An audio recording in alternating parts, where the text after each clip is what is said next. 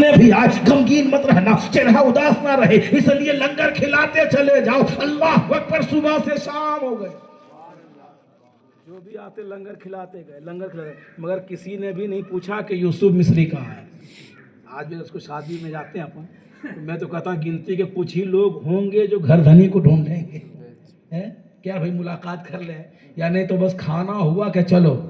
تو اس بھی ایسا ہوا کہ ایک نے بھی نہیں پوچھا کہ یوسف مصری کہاں ہے، سب آتے گئے کھاتے گئے، صبح سے شام ہو گئی، شام کا ٹائم تھا، ایک بزرگوں کی جماعتیں آئی، اللہ اکبر، دسترخوان بچھا دیے گئے، کھانا پروسا گیا، لنگر رکھ دیے گئے۔ یوسف مصری کا بیٹا بولا حضور کھانا تناول فرمائیے۔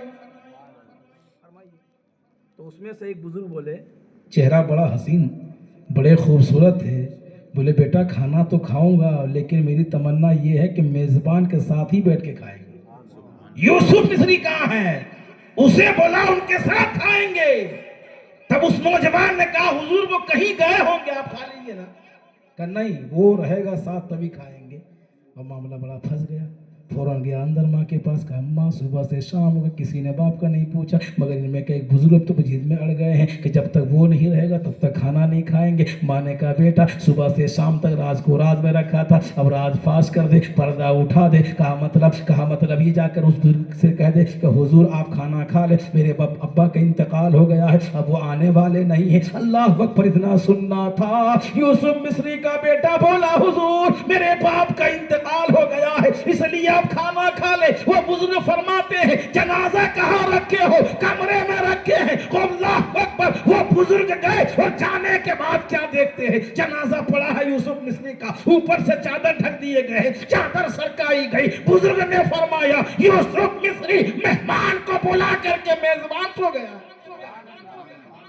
ارے بلا لیا مجھے، تم سو گئے، اٹھ جا۔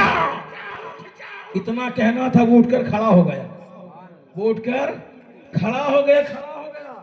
جب اٹھ کر کھڑا ہوا ہے تب کہنے لگا حضور آپ کون ہیں؟ تو وہ بزرگ فرماتے ہیں 11ویں کرتے ہو مجھے نہیں پہچانتے، 11ویں کرتے مجھے نہیں پہچانتے۔ کہا حضور میں آپ کو پہچان نہ سکا۔ وہ بزرگ فرماتے ہیں سن یوسف، میرا ہی نام عبدالقادر جیلانی ہے، دنیا غوث اعظم کہتی ہے۔ یہ قرآن کہتا ہے اولیاء نہیں مرتے، اس لیے مزاروں پہ چادریں چڑھاتے۔